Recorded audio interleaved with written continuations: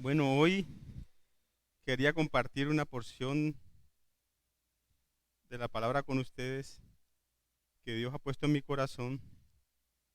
Hace unos días venía yo con el jefe mío en el carro y estaban pasando la noticia de estos niños que habían pasado, de estos niños indígenas que habían pasado 40 días en la selva.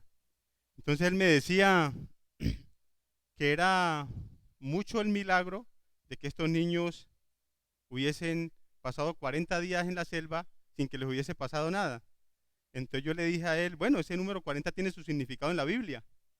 Y entonces él me dijo, ¿y qué significa eso? Yo le di algunas apreciaciones conforme a la palabra de Dios. Y precisamente quiero hablar acerca de eso hoy. Quiero hablar de este número que es de los más nombrados en la Biblia, el número 40, pero única y exclusivamente como un periodo de tiempo y muy exclusivamente aplicado a la vida espiritual, que en realidad es lo que nos concierne. Y tercero, lo necesario que es para cada uno, para cada ser humano, este periodo de tiempo. Entonces vamos a hablar de este número 40, pero como periodo de tiempo exclusivamente aplicado a la vida espiritual y lo necesario que es para cada persona estos periodos de tiempo. Yo quiero que vayamos, por favor, al libro de Hechos. En el capítulo 7 está este joven, Esteban. Está Dios hablando a través de este joven.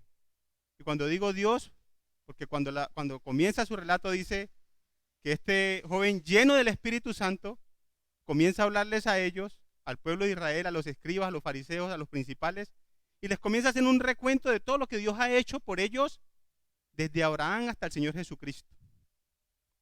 Y dice la palabra en el versículo 17 del capítulo 7 de Hechos, pero cuando se acercaba el tiempo, yo quiero que presten bien atención, mis hermanos, y que cuando nombre el número 40, entonces ustedes tengan presente dónde se nombró el número 40.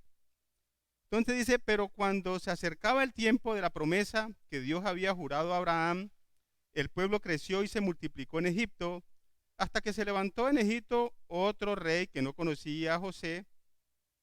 Este rey, usando de astucia con nuestro pueblo, maltrató a nuestros padres a fin de que expusiesen a la muerte a sus niños para que no se propagasen. En aquel mismo tiempo nació Moisés y fue agradable a Dios y fue criado 3 meses en la casa de su padre, pero siendo expuesto a la muerte, la hija de Faraón le recogió y le crió como un hijo suyo. Y fue enseñado Moisés en toda la sabiduría de los egipcios y era poderoso en sus palabras y obras. Cuando hubo cumplido la edad de 40 años, le vino al corazón el visitar a sus hermanos, los hijos de Israel, y al ver a uno que era maltratado, lo defendió e hiriendo al egipcio, vengó al oprimido. Pero él pensaba que sus hermanos comprendían que Dios les daría libertad por mano suya, mas ellos no lo habían entendido así. Y al día siguiente se presentó a uno de ellos que reñían y los ponía en paz, diciendo, varones, hermanos sois, ¿por qué os maltratáis el uno al otro? Entonces el que maltrataba a su prójimo le rechazó diciendo, ¿quién te ha puesto por gobernante y juez sobre nosotros? ¿Quieres tú matarme como mataste ayer al egipcio? Al oír esta palabra, Moisés huyó y vivió como extranjero en tierra de Madián, donde engendró 2 hijos. Pasado 40 años, un ángel se le apareció en el desierto, en el monte de Sinaí, en la llama de fuego de una zarza. Y dice el versículo 35, a este Moisés, salta el número 35, no al versículo 35, a este Moisés, a quien habían rechazado diciendo, ¿quién te ha puesto por gobernante y juez? A este lo envió Dios como gobernante y libertador por mano del ángel que se le apareció en la zarza. Este lo sacó habiendo hecho prodigios y señales en tierra de Egipto y en el Mar Rojo y en el desierto por 40 años. Bendito Dios, Padre de la gloria, cuánto te agradecemos, Señor, en esta noche por ese privilegio y ese gozo que tenemos de poder abrir tu palabra en esta noche. Gracias, Padre, porque es a través de tu palabra que tú nos instruyes en gran manera. Padre, gracias porque nos das no solamente el privilegio de poder leerla y compartirla, sino también de escucharla. Padre, queremos que tu palabra en esta noche haga efecto en nuestras vidas, que no seamos simples oidores, sino hacedores de tu palabra, Señor. Padre, que disponga nuestros corazones en esta noche para poder recibirla con gozo, Padre. Padre, muchísimas gracias pues por cada persona que hoy hay aquí presente y que pueda escuchar tu voz. Seas tú, Padre, solamente utilizándome a mí como un instrumento en tus manos, Señor, para que tu palabra llegue a cada corazón. Sea tu Espíritu Santo guiándonos en todo en este momento, en el nombre poderoso de tu Hijo amado, nuestro Señor Jesucristo. Mis hermanos, y hemos podido ver los 120 años que vivió Moisés. 40, 40, 40. Los primeros años, podemos decir que este es un periodo de tiempo, estos 40 años, es un periodo que significa transición o cambio de vida. Transición o cambio de vida. Dice la palabra que Moisés había vivido 40 años como un egipcio, como un príncipe egipcio, con todas las costumbres egipcias. Pero un día, este hombre hizo esa transición o ese cambio de vida. Recordemos que Egipto es un sinónimo del mundo y del pecado. Y Moisés decidió salir del mundo y cambió de vida. Y les decía que es necesario que cada persona, cada ser humano, un día tenga una transición o un cambio de vida.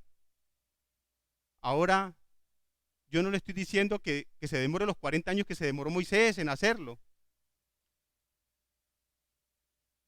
Mire, hay personas, hay hermanos que se pudieron demorar 8 o 10 años en hacerlo porque nacieron en un hogar cristiano. Yo personalmente lo hice a los 25 años, ya hace 25 años.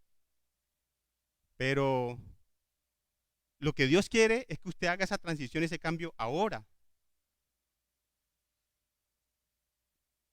Dice la palabra de Dios que cuando Dios envió a Jonás a predicar a Nínive, les dio 40 días, que si en 40 días no se arrepentía, él destruiría a Nínive. 40 días. O sea que no estamos hablando de 40 años ni 40 días, estamos hablando de un periodo de tiempo que llega en su momento a su vida, que usted tiene que tomar la decisión. Y la palabra de Dios dice que es ahora, ¿no? Dice en el libro de Hechos, capítulo 17, versículo 30, que Dios, habiendo pasado los tiempos de esta ignorancia, manda ahora, en este momento, ahora, a todos los hombres y mujeres en todo lugar a que se arrepientan. Es ahora que tiene que hacer usted esa transición o ese cambio de vida. La palabra de Dios nos habla en Romanos, el capítulo 6, desde el versículo 6 hasta el 18, cómo es esa transición o ese cambio, enseñándonos cómo ese viejo hombre tiene que morir y nacer ese nuevo hombre, que el viejo hombre tiene que quedar atrás y tiene que nacer un nuevo hombre. Todos esos versículos nos hablan acerca de eso. Y la palabra de Dios en 2 Corintios 5, 17 nos dice que de modo que si alguno está en Cristo, nueva criatura es. Las cosas viejas pasaron y aquí todas son hechas nuevas. Entonces es necesario que todas las personas un día lleguen a hacer esa transición o ese cambio de vida. Así como lo hizo Moisés. Moisés salió de toda esa comodidad que tenía como un príncipe egipcio. Salió de Egipto, salió del mundo. Pero también este número 40 significa un periodo de madurez o preparación. Luego que Moisés sale de allí, se va a los montes de Madián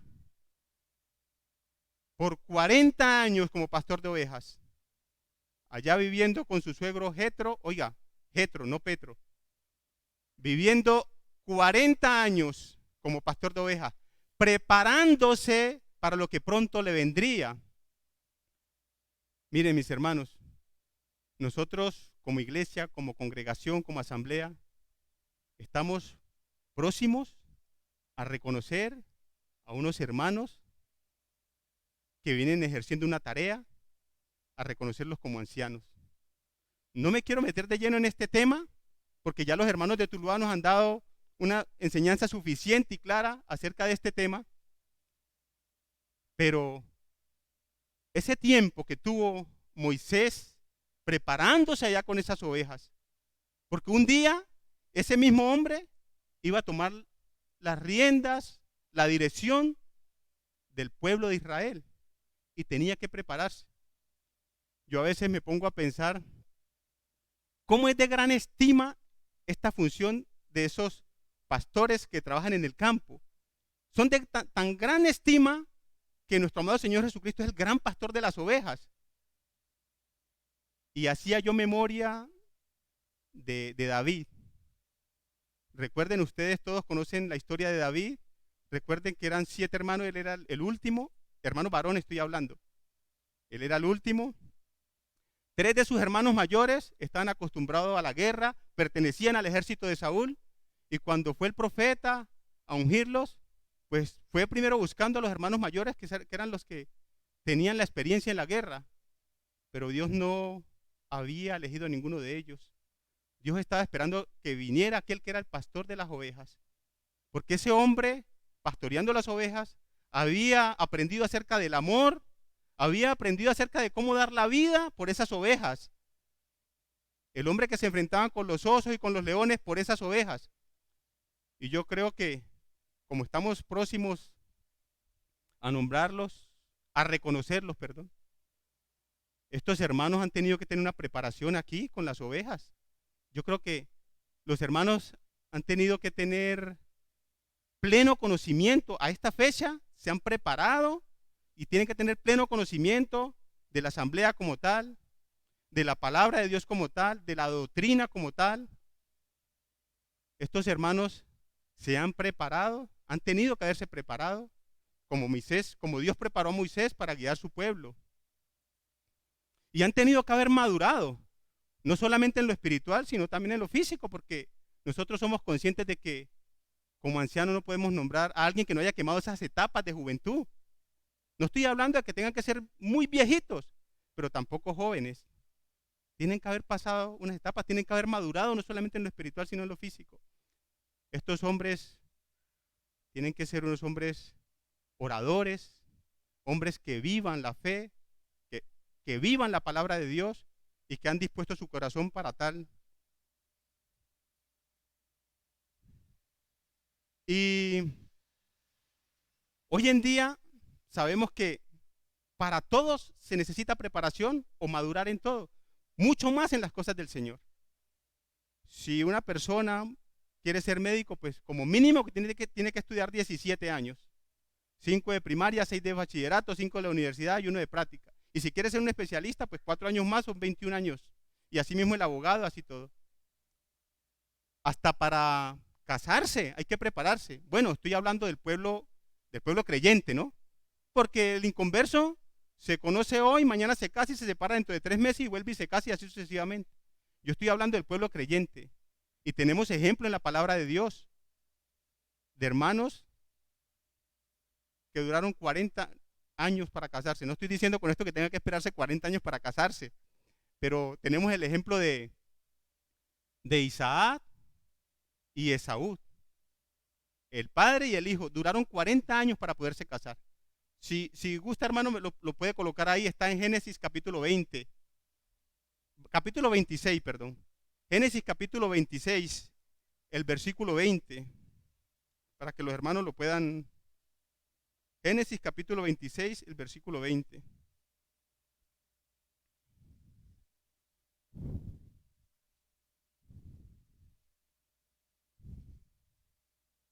No, el Génesis 26, 20 y el 34 también.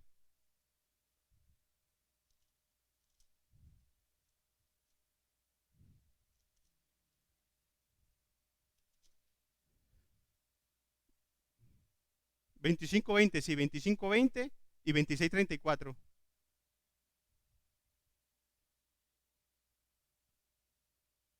Dice la palabra, y era Isaac de 40 años cuando tomó por mujer a Rebeca, hija de Betuel, arameo, de Padán Aram, hermana de Labán arameo. Y el 34, mi hermano, el 26:34.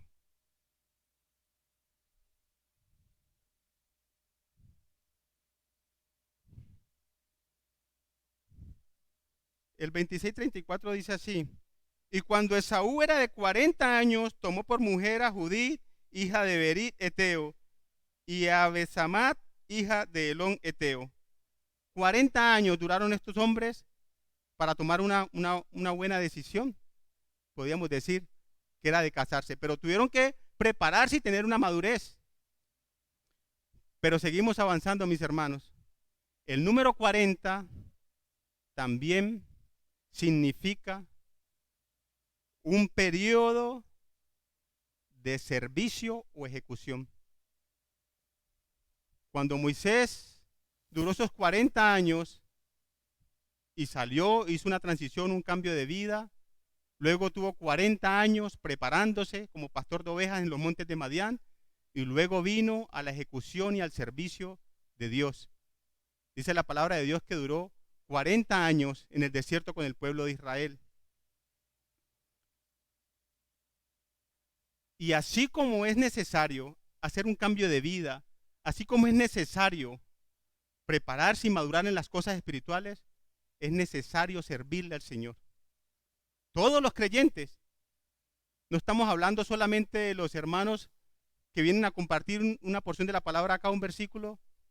Todos los creyentes es necesario que le sirvamos al Señor. Porque cuando nos convertimos al Señor, dice la palabra de Dios, que somos sellados con el Espíritu Santo de la promesa, dice en Efesios 1, 13 y 14. Entonces, cuando tenemos al Espíritu Santo, dice la palabra de Dios que como mínimo tenemos un don, como mínimo. Y ese don tenemos que ponerlo al servicio del Señor. Y a veces nosotros, como iglesia, pensamos que el servicio solamente es para los hermanos que están en el liderazgo, pero no, el servicio es para todos. Y podemos servirle al Señor de cualquier manera, de muchas maneras. Mire, no es más importante para Dios el que se para acá a compartir una porción de la palabra que el hermano que está parado en la puerta. Quizá a los ojos de los seres humanos se vea como de mejor estima el que está parado, ¿no? Pero como Dios no ve el parecer del hombre, sino que Dios ve el corazón, si el hermano que está parado en la puerta y lo está haciendo con gusto, con el corazón dispuesto para hacerlo, con gozo en su corazón, entonces Dios sí sabe que ese hermano que está parado allá está haciendo, está sirviéndole al Señor como en verdad Él quiere que le sirvan.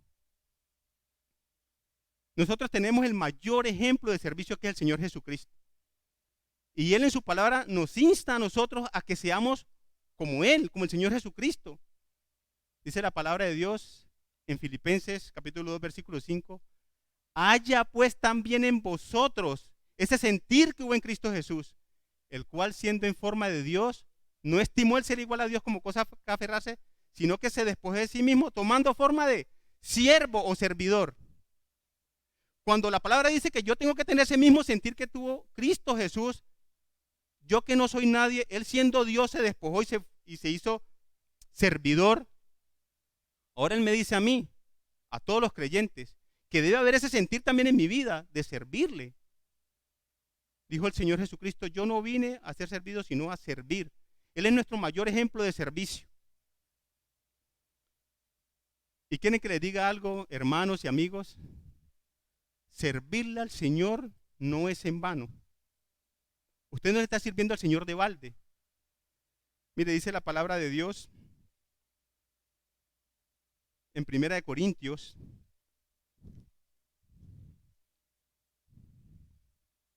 dice 1 Corintios el capítulo 15, dice el versículo 58, así que hermanos míos, amados, estad firmes y constantes, creciendo en la obra del Señor siempre, sabiendo que vuestro trabajo en el Señor no es en vano. O sea que usted servirle al Señor no debe ser una carga para usted. Debe ser un gozo servirle al Señor. Y aún más, cuando sabiendo que servirle al Señor, estar al servicio de las cosas de Dios, no es en vano. Pero dice también la palabra de Dios en Hebreos, el capítulo 6, dice así el versículo 10 dice así: porque Dios no es injusto para olvidar vuestra obra y el trabajo de amor que habéis mostrado hacia su nombre, habiendo servido a los santos y sirviéndoles aún. Les repito el versículo, mis hermanos: porque Dios no es injusto para olvidar vuestra obra y el trabajo de amor que habéis mostrado hacia su nombre, habiendo servido a los santos y sirviéndoles aún. Yo digo, mis hermanos, que en verdad primero tiene que haber disposición de cada hermano, de cada creyente, la disposición del corazón para servirle al Señor. Y no solamente la disposición, sino que también tiene que haber gozo cuando le servimos al Señor. Pero la iglesia también debe reconocer ese servicio de los hermanos. No solamente tiene el privilegio y el gozo de que Dios reconoce el trabajo, sino que la iglesia también es necesario que reconozcan el trabajo de esos hermanos. Dice la palabra de Dios en 1 Tesalonicenses,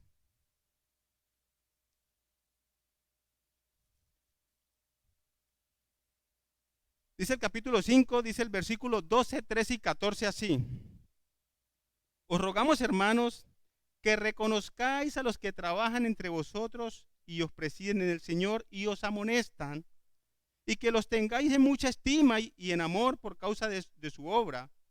Tened paz entre vosotros. También os rogamos, hermanos, que amonestéis a los ociosos, que alentéis a los de poco ánimo, que sostengáis a los débiles, que seáis pacientes para con todos. Dice, bueno, ustedes como iglesia también deben reconocer el servicio de los hermanos, pero los hermanos también tienen que amonestar a los ociosos y una serie de recomendaciones. Pero hermano, es necesario que todos dispongamos nuestro corazón para servirle al Señor. Así como un día estuvimos dispuestos a dejar esa vida antigua atrás y venir a una vida nueva, como estuvimos dispuestos a tener una madurez, una preparación, pues también tenemos que estar dispuestos a servirle al Señor cuando Dios nos ha dado todo a nosotros. Cuarto, el 40, un periodo de tiempo de intimidad y comunión con Dios. Un periodo de tiempo de intimidad o comunión con Dios. Moisés, cuando estuvo en el desierto, le tocó pasar un tiempo con Dios, a solas con Dios. 40 días y 40 noches, Moisés delante de la presencia del Señor. 40 días y 40 noches. Yo quiero que miremos, mis hermanos, por favor, en Éxodo, el capítulo 24,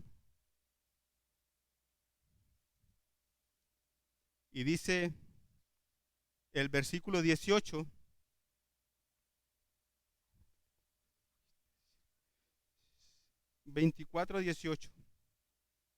dice así: sino que te acordarás que fuiste siervo en Egipto y que de allí te rescató Jehová tu Dios, por tanto yo te... ya, hermano, sí. Éxodo 24, 18 estamos diciendo, ¿no? Dice la palabra de Dios: y entró Moisés en medio de la nube y subió al monte, y estuvo Moisés en el monte 40 días y 40 noches.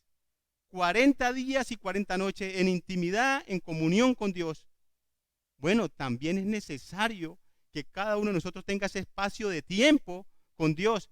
Y mire, la comunión con Dios no depende de lo que Dios me dé a mí o lo que Dios puede hacer por mí. Es más, no depende solamente de la oración. Hay un Salmo 27, si no estoy mal. Dice el Salmo 27 así, hablando de la intimidad y la comunión con Dios.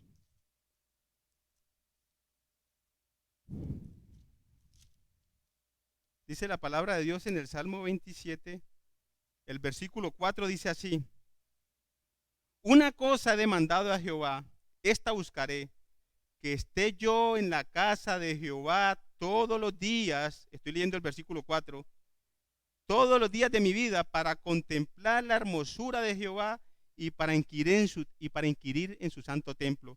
Mire, tres cosas buscaré, que esté yo primero en la casa de Jehová todos los días de mi vida. Segundo, para contemplar su hermosura. Y tercero, para inquirir en su templo. Esa es la verdadera comunión con Dios. Y no depende de mi situación, no depende del estado de ánimo mío, no depende de las situaciones adversas por las cuales estoy yo pasando, o no depende de si estoy pasando cosas buenas, esté triste, esté contento, esté como esté. La comunión con Dios debe permanecer todos los días, a toda hora del día. Dice la palabra de Dios que Moisés estuvo delante de la presencia de Dios 40 días y 40 noches. De día y de noche en nuestra comunión con Dios. Pero dice la palabra en Deuteronomio,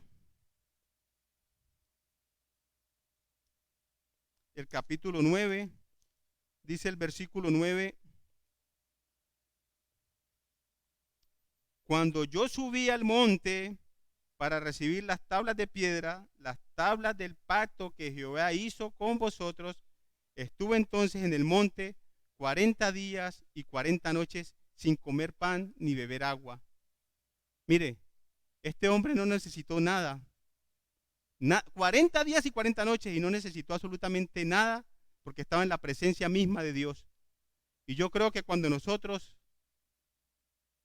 tenemos esa comunión estrecha con Dios, en realidad lo que suceda alrededor, lo que esté pasando alrededor, pues en realidad no es que nos afecte, porque estamos con Dios. Si hay alguna necesidad, sabemos que Él la va a suplir. Si tenemos alguna situación, algún problema, sabemos que Él lo va a solucionar. Porque tenemos esa comunión y esa intimidad con nuestro amado Señor que nos hace confiar plenamente en Él. Seguimos avanzando, mis hermanos. El número 40, un periodo de tiempo de tentación y prueba. Yo quiero que leamos en Mateo, el capítulo 4, un periodo de tiempo de tentación y prueba. Dice la palabra de Dios en Mateo, el capítulo 4,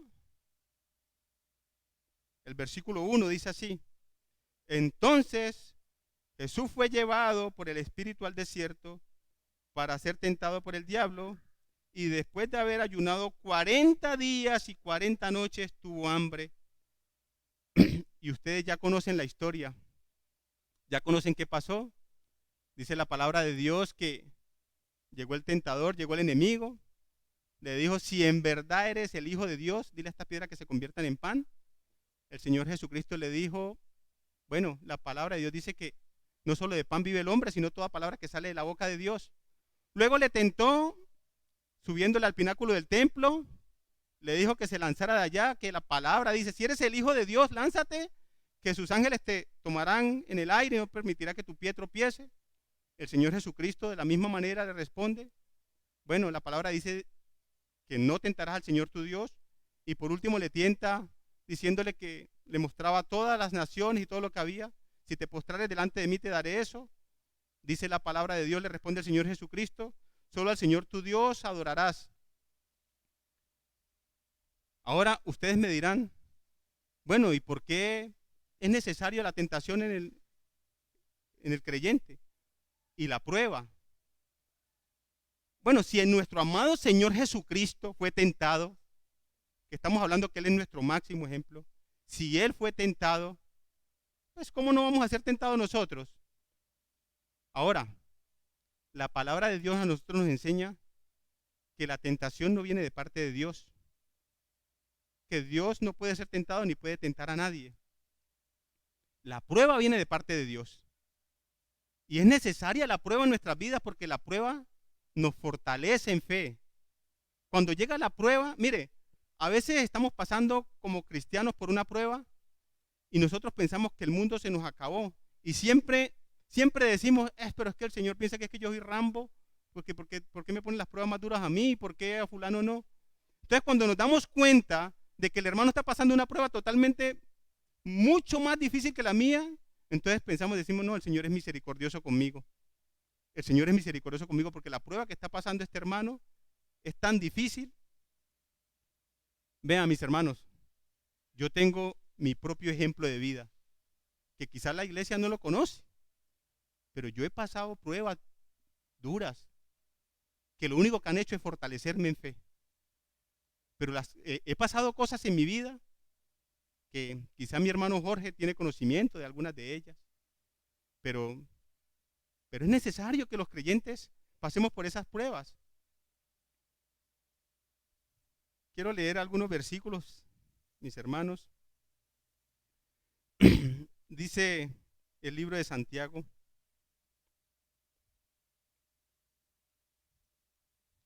el capítulo 1.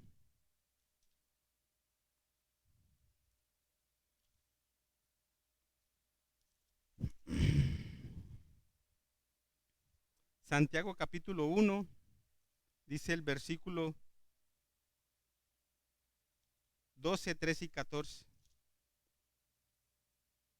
Dice, bienaventurado el varón que soporta la tentación, porque cuando ha resistido la prueba recibirá la corona de vida que Dios ha prometido a los que le aman.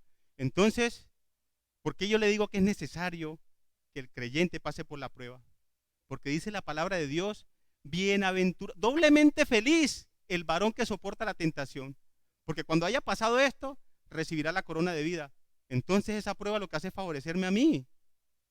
Esa prueba lo que me está es favoreciendo, porque cuando paso la prueba, dice la palabra de Dios, me trata bienaventurado cuando pasé la prueba. Dice el versículo 13, cuando alguno es tentado, no diga que es tentado de parte de Dios, porque Dios no puede ser tentado por el mal, ni puede tentar a nadie, sino que cada uno es tentado cuando de su propia concupiscencia es atraído y seducido. Eso nos explica la palabra de Dios. Nosotros somos probados, somos puestos a prueba por Dios, pero la tentación viene a causa de nuestra naturaleza pecaminosa, de nuestra propia concupiscencia. Podemos ser tentados por el enemigo, las cosas del mundo. Mire, ¿y por qué es necesario también esto? Yo tengo un cuñado. Les voy a colocar un ejemplo para que más o menos entendamos. Tengo un cuñado que él estuvo mucho tiempo metido en el alcohol. Pues estuvo tanto tiempo que se volvió un alcohólico. Terrible. Llegó un momento de su vida que él buscó ayuda y buscó, digamos, una ayuda humana y se fue a Alcohólicos Anónimos. Eso hace aproximadamente 7 años. 7 años que él no volvió a tomarse un solo trago de licor. Pero entonces, supuestamente en su recuperación, le dicen a él que los primeros años él no podía acercarse donde estuvieran sus amigos, su fiesta, su farra, ni donde hubiera licor. Luego, él podía compartir con ellos y no tomar nada. O sea, tenía la tentación allí, que cuando él empezara a resistir todas esas cosas, se daba cuenta que estaba en victoria. O sea, primero se sentaba con ellos y podía compartir toda la noche y no tomaba. Y luego podía tener la fuerza de voluntad para tomarse una cerveza y que no tuviera necesidad de seguir tomando más. Bueno, hasta ahora no ha llegado a ese momento de tomarse una cerveza. Lleva todo este tiempo y él me dice a mí, yo hablo con él me dice a mí que la idea de él es nunca volver a tomar ni una copa de vino, ni una cerveza, ni nada. Que él no quiere llegar hasta allá, hasta esa tentación. Bueno, así somos nosotros con la tentación del pecado. Cuando somos seres humanos, somos débiles, tenemos debilidad, entonces cuando vemos que lo que más nos perjudica a nosotros como creyentes y se nos acerca la tentación y vemos que que damos ese paso, entonces podemos decir, bueno, estamos soportando la tentación. Entonces, es necesario también este paso para cada creyente, pasar por ese tiempo de tentación, porque el Señor Jesucristo pasó, y por ese tiempo de prueba, porque en realidad lo que hace es fortalecernos. Sexto, el 40 es un periodo de tiempo de disciplina, un periodo de tiempo de disciplina. Recordemos, mis hermanos y amigos, que el pueblo de Israel duró 40 años dando vuelta por el desierto. 40 años a causa de la dureza de su corazón, a causa de la terquedad de su corazón, a causa de la desobediencia, y Dios les tocó disciplinarlos. Dice la palabra de Dios en Deuteronomio, el capítulo 8.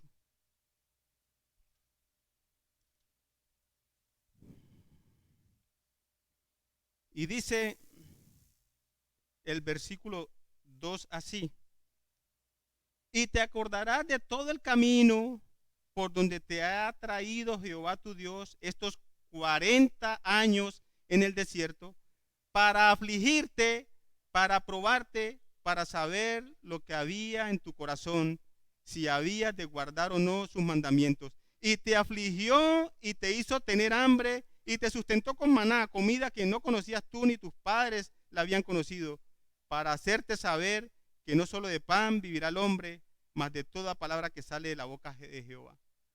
Este pueblo fue disciplinado por 40 años. La idea de ir a la tierra que fluye leche y miel no era de estar 40 años dando vuelta por el desierto. Si ellos dieron 40 años por el desierto, es porque Dios les estaba disciplinando. Ahora, usted me dirá ahorita, hermano, ¿es necesario la disciplina para nosotros como creyentes? Pues es necesario. Es necesaria la disciplina para el creyente porque, mire, cuando Dios me disciplina a mí, hay como un dilema o un contraste. Hay tristeza por la disciplina, pero hay gozo, porque cuando Dios me está disciplinando, sé que soy un hijo de Dios. Digo, ay Señor, gracias por la disciplina, pero muchas gracias porque sé que soy un hijo tuyo, porque la palabra de Dios dice que Dios al que ama, disciplina, y que azota a todo el que tiene por hijo. Entonces cuando Dios me está disciplinando, yo digo, ay Señor, gracias porque soy tu hijo. Sí, sufro la disciplina, pero gracias porque soy tu hijo. Eso dice la palabra de Dios. Dios al que ama, disciplina. Dice la palabra de Dios en Hebreos, ahí donde estamos hablando acerca de la disciplina y el amor de Dios. El capítulo 12 de Hebreos. Dice el versículo 6 así: porque el Señor al que ama disciplina y azota a todo al que recibe por hijo. Si soportáis la disciplina, Dios os trata como a hijos, porque ¿qué hijo es aquel a quien el Padre no disciplina? Pero si se os deja sin disciplina, de la cual todos han sido participantes, entonces sois bastardos y no hijos. Entonces, ¿es necesaria la disciplina para el creyente? Pues claro que es necesaria.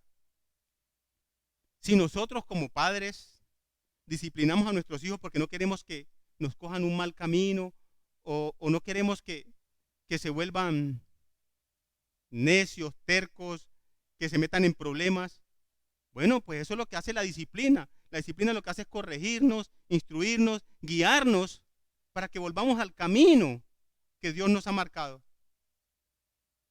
¿Y saben por qué disciplinó Dios por 40 años a este pueblo? Ahí mismo donde estamos leyendo, en Hechos el capítulo 7, dice la palabra de Dios en el versículo 39. Dice la palabra de Dios: al cual nuestros padres no quisieron obedecer, sino que desecharon y en sus corazones se volvieron a Egipto. En sus corazones se volvieron a Egipto cuando andaban en el desierto. Cuando dijeron a Aarón, haznos dioses que vayan delante de nosotros, porque a este Moisés que nos sacó de la tierra de Egipto, no sabemos qué le haya acontecido. Mire, este pueblo salió de Egipto y lo único que hicieron en el desierto fue desobedecer a Dios, ofender a Dios. Y dice la palabra de Dios que su corazón se había quedado en Egipto, que el corazón de ellos se había vuelto para Egipto. Tanto ofendió a Dios que tuvo que disciplinarlos. Tuvo que disciplinarlos. Bueno, yo les digo, mis hermanos, ¿quién de nosotros no le ha fallado al Señor? Todos le hemos fallado al Señor. Estamos en esta carne, somos débiles, en algún momentico le fallamos al Señor. Y necesitamos de esa disciplina. Si no hubiésemos sido disciplinados, hoy no estaríamos aquí sentados. Es necesaria la disciplina para el creyente. Por último, mis hermanos, el número 40 como un periodo de tiempo de juicio. Este no es para el creyente. Dice la palabra de Dios en Génesis, mire, Dios dijo, no contenderá mi espíritu para siempre con el hombre porque él ciertamente es carne. Y dice 2 versículos más abajo, o sea, en el capítulo 6, el versículo 5 estoy hablando, dice que vio Jehová que la maldad de los hombres era mucha en la tierra y que todo designio de su corazón, del corazón de ellos, era de continuo solamente el mal. Y dice la palabra, y se arrepintió Jehová de haber hecho el hombre en la tierra y le dolió en su corazón. Y dijo Jehová, raeré sobre la faz de la tierra a los hombres que he creado, desde el hombre hasta la bestia y el reptil y las aves del cielo, porque me arrepiento de haberlos hecho. Y cuando Dios dijo esto, estaba pensando en juicio. 40 días y 40 noches de diluvio. El juicio. Vuelvo y le digo, el juicio no es para el creyente. Esto es lo único que no es necesario.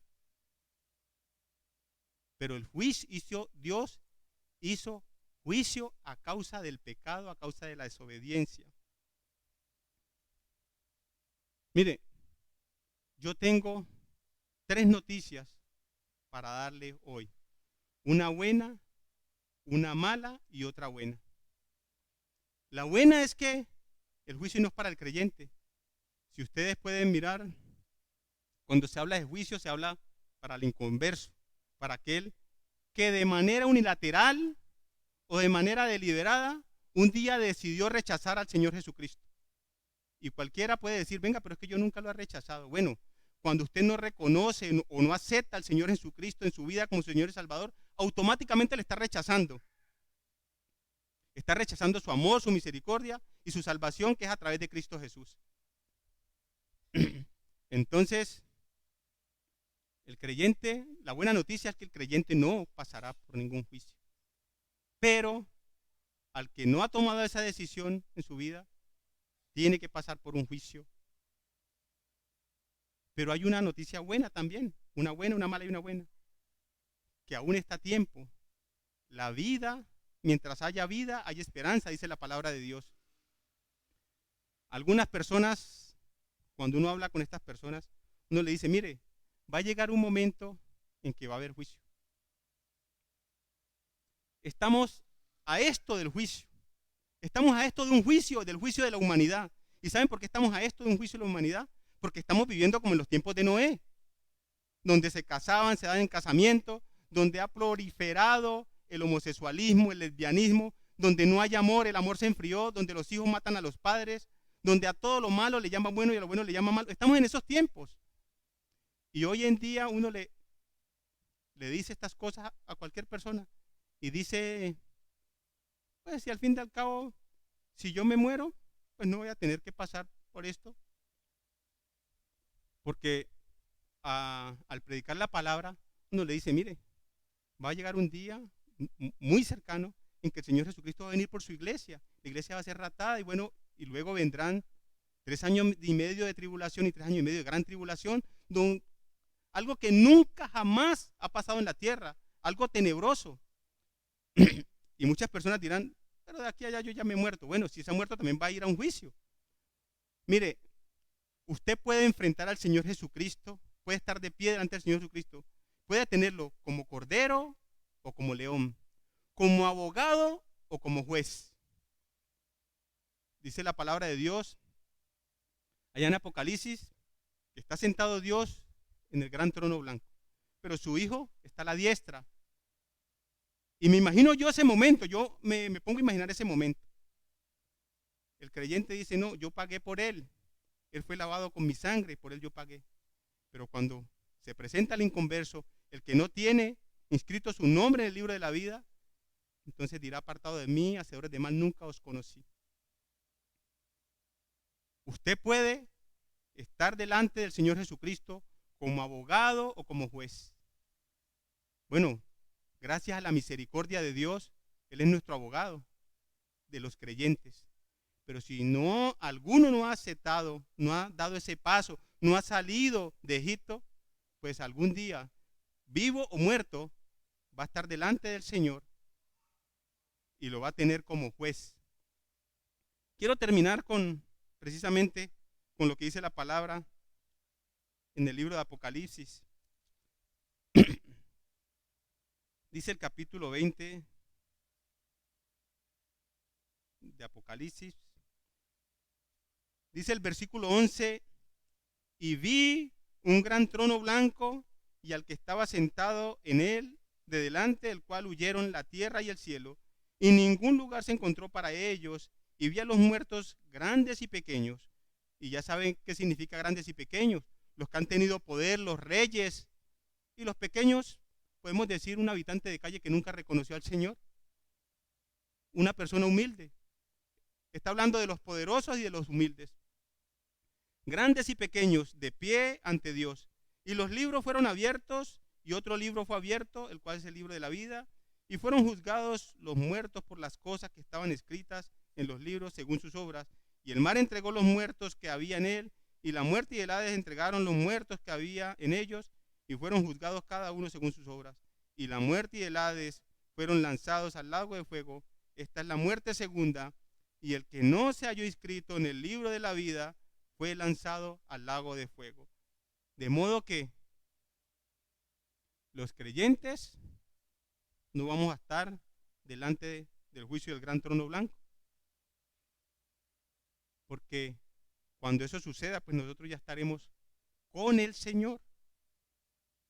Estaremos con el Señor, y dice la Biblia que es para siempre. Pero hay de aquel que al día de hoy aún no ha tenido o no ha reconocido al Señor Jesucristo en su vida como su Señor y Salvador. Vamos a orar, mis hermanos. Bendito Dios y Padre de la gloria, muchas gracias, Dios, te damos en esta noche por tu gran amor con el cual nos has amado.